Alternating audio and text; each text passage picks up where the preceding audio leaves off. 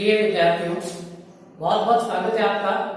आज हम हिंदी साहित्य कक्षा 12 के अंतर्गत कवि पद्माकर के परिचय एवं उनकी व्याख्याओं का अध्ययन करने का प्रयास करेंगे। देखिए, कवि पद्माकर मिश्र, इनका जन्म 1753 ईस्वी में और मृत्यु 1833 ईस्वी में हुई थी, अर्थात इनका जीवन काल कुल 80 वर्ष का था। जन्म स्थान के संबंध में विद्वानों में मतभेद है। कुछ विद्वान किसी ये सागर मध्य प्रदेश को मानते हैं और कुछ विद्वानों का ये मानना है कि इनका जन्म बांदा जिला उत्तर प्रदेश में हुआ था, जहां पर तुलसीदास का जन्म माना जाता है। इनके पिता का नाम मोहनलाल भट्ट था और जाति से ये ब्राह्मण थे, जो कृष्ण यजुर्वेद की तैत्तरीय शाखा की यशस्वी तैलंग ब्राह्मण माने जाते हैं। इन्होंने अपने काव्य में ब्रज भाषा का प्रयोग किया। रचनाओं की बात करें तो इनकी रचनाएं हिम्मत बहादुर विरुदावली, प्रताप सिंह विरुदावली, जगत विनोद, आरिजा प्रकाश, हितोपदेश भाषा का इन्होंने अनुवाद किया था और साथ ही साथ अश्वमेध इनकी रचनाएं हैं। इन रचनाओं को भली भांति कंठस्थ करने के लिए आप इस काव्य पंक्ति को याद करने का प्रयास करें। यह जो पंक्ति लिखी है, अगर आप इसे याद करते हैं तो आसानी से इनकी रचनाएं भी याद हो जाएंगी। जैसे देखिए, प्रताप पद्म को, देखिए पद्म से कहने का मेरा तात्पर्य है कवि पद्माकर है कि प्रताप पद्म को प्राप्त करने के लिए हिम्मत से जगत के हित के लिए आरिजा कहते हुए अश्व पर लड़े। अब देखिए, प्रताप से आपसी हो जाएगी प्रताप सिंह विरुदावली और हिम्मत से, तो हिम्मत से आपकी रचना मानी जाएगी हिम्मत बहादुर विरुदावली। अब जगत से आपकी, तो जगत से आपको जगत विनोद याद रह जाएगा। आलिजा कहते हुए आलिजा से आपकी आलिजा प्रकाश हो जाएगी और हित से आपका हितोपदेश भाषा अनुवाद हो जाएगा और अश्व पर लड़े अर्थात ये अश्वमेध की रचना ये भी आपको आसानी से कंठस्थ हो जाएगा। देखिए, कवि पद्माकर का विशेष कि इनके जन्मस्थान के संबंध में विद्वान मतभेद है, जैसा कि आपको भी बताया गया था। परंतु आचार्य रामचंद्र शुक्ल इनका जन्मस्थान बांदा जिला उत्तर प्रदेश को मानते और आवश्यकता पड़ने पर इन्होंने कई राजग्रामों की आर्थिक सहायता भी की थी। इस कारण इनके जो वंशज है कमलाकर कमल है अथवा भाचद राव है, इन्होंने इन्हें उस समय का भामाशाली कहकर संबोधित किया। छंद की दृष्टि से इन्होंने अपने काव्य में दोहा, सवैया और कवित्त छंद का अधिकाधिक प्रयोग किया और इसी कारण इन छंदों पर इनका अधिकार भी माना जाता है। इन्होंने ब्रज भाषा के अतिरिक्त संस्कृत व प्राकृत भाषा का भी अपने काव्य में प्रयोग किया है। जगन्नाथ पंडित राज लिख रहे, इन्होंने गंगा की स्तुति अपने जीवन काल की अंतिम रचना लिखी गंगा लहरी और वह रचना लिखने के उपरांत कानपुर में गंगा के किनारे गंगा घाट पर इनका जीवनांत हुआ। तो ये थे आपके कवि पद्माकर। तो देखिए, अब हम कवि पद्माकर की व्याख्याओं का अध्ययन करते हैं। देखिए, इस व्याख्या के माध्यम से कवि ने गंगा के महत्व को प्रतिपादित करने का प्रयास किया कि गंगा नदी किस प्रकार सब पर अपने कल्याण को करने वाली है और उसका कल्याण, उसका पुण्य प्रताप सभी को प्राप्त होता है। देखिए, विधि के कमंडल की सिद्धि है प्रसिद्ध है। विधि अर्थात ब्रह्मा।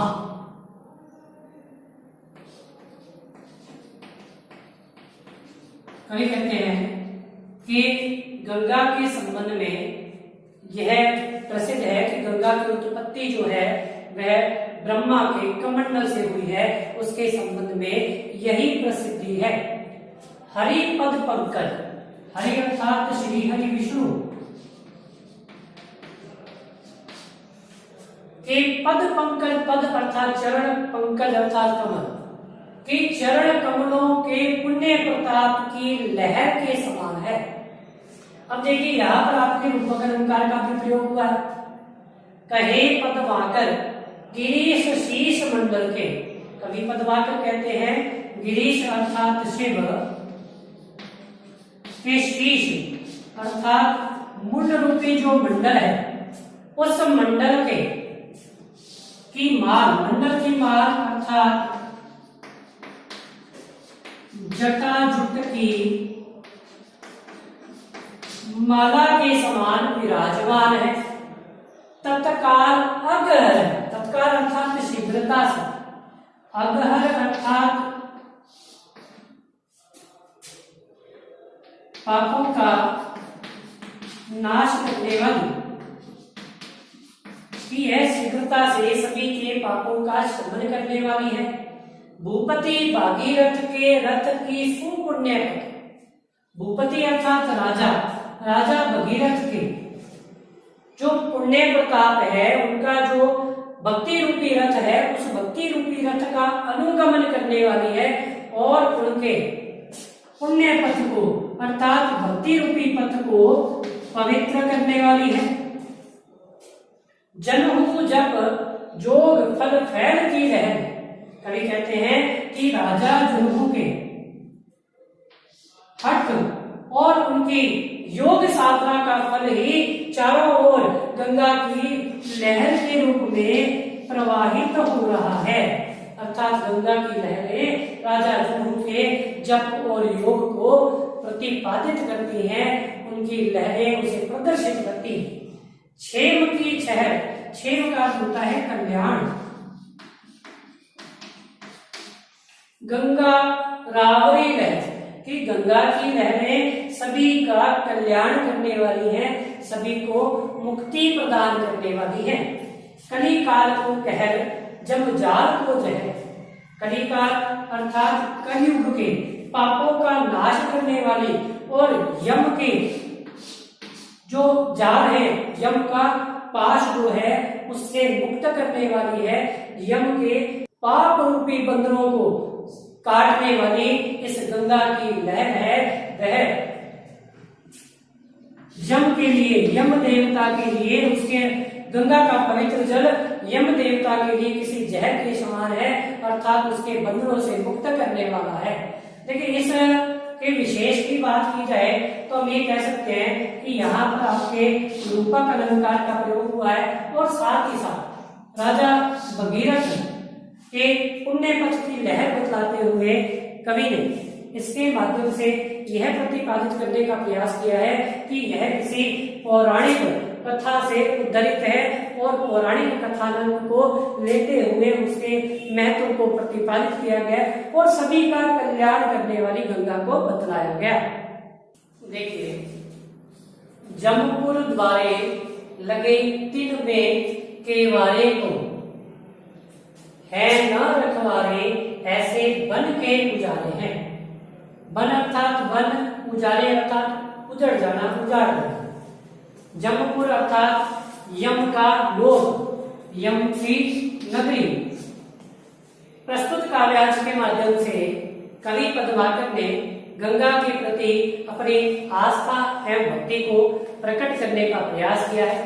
कवि पद्माकर कहते हैं कि जमपुर द्वारे अर्थात यम की नगरी पर लगे तिन में केवारे, तिन अर्थात पुस्तक, कि यम की नगरी में बड़े बड़े केवाड़ अर्थात दरवाजे लग गए हैं। है न रखवारे, ऐसे बन के उजारे। देखिए, दरवाजे लग जाने का कारण यह है कि गंगा के धरती पर आगमन के कारण इस धरती से गंगा के पवित्र प्रताप के माध्यम से सभी का उद्धार हो जाता है। अतः किसी को भी यम के लोक नहीं जाना पड़ता, इसलिए वहां बड़े बड़े द्वार लग गए हैं। है न रखवारे, ऐसे बन के उजारे हैं कि वहां पर अब ना तो किसी रखवारे की आवश्यकता है, ना वहां कोई रखवारे हैं, और यम की नगरी ऐसी हो गई है कि जैसे किसी निर्जन वन को उजाड़ दिया गया हो, किसी निर्जन वन को उजाड़ दिया गया हो। कहे पद्माकर तिहारे प्रणधारे को, कवि पद्माकर कहते हैं तिहारे अर्थात तुम्हारे, प्रणधारे कि तुम्हारे भक्ति के प्रण और स्पर्श रूपी प्रण को जिसने भी धारण किया है, करी अब बारे सुरलोक को सिधारे हैं, कि इस धरती पर जो भी व्यक्ति हैं उन सभी का तुमने उद्धार करते हुए उन्हें स्वर्ग लोक प्रदान कर दिया है, सुरलोक को सिधारे हैं। सुजन सुखारे करे पुण्य उजियारे अति, अति अर्थात अत्यधिक, कि सज्जन, सुजन अर्थात सज्जन, सज्जन व्यक्तियों के सुख की अभिवृद्धि आपने की है और उनके पुण्य प्रताप को अत्यधिक फैला दिया है, अत्यधिक महत्व प्रदान किया है। पतित कतारे भव सिंधु ते उतारे, कि इस संसार में जो भी पापी लोग थे उन सभी पापी लोगों को भी आपने इस संसार रूपी सागर से पार लगा दिया है, अर्थात उन्हें जन्म मरण के बंधन से मुक्त कर दिया है। तारे कि जिन्हें इस लोक में देवी देवताओं ने जिनका उद्धार करने से इनकार कर दिया अथवा उनका साथ नहीं दिया, उन्हें भी आपके पवित्र स्पर्श ने उद्धार कर दिया, इस लोक के पार लगा दिया। जेते तुम तारे तेते नभ में ना तारे हैं, कि जितने लोगों का तुमने उद्धार किया है उतने तारे तो नभ अर्थात आकाश में भी विद्यमान नहीं है। तो ये थी आपके कवि पद्माकर की 2 व्याख्याएं। आगे की व्याख्याओं का अध्ययन अगले भाग में करेंगे। देखिए यहाँ पर आपके तो यमक अलंकार का प्रयोग हुआ है तारे एवं तारे में, उसके अलावा यहाँ पर आपको अनुप्रास अलंकार की छटा भी देखने को मिलती है। देखिए भाषा की बात की जाए तो हमने कवि पद्माकर के परिचय में अध्ययन किया था कि कवि पद्माकर की भाषा ब्रज भाषा है, तो इस काव्य पंक्तियों में ब्रज भाषा भी दिखाई देती है। धन्यवाद।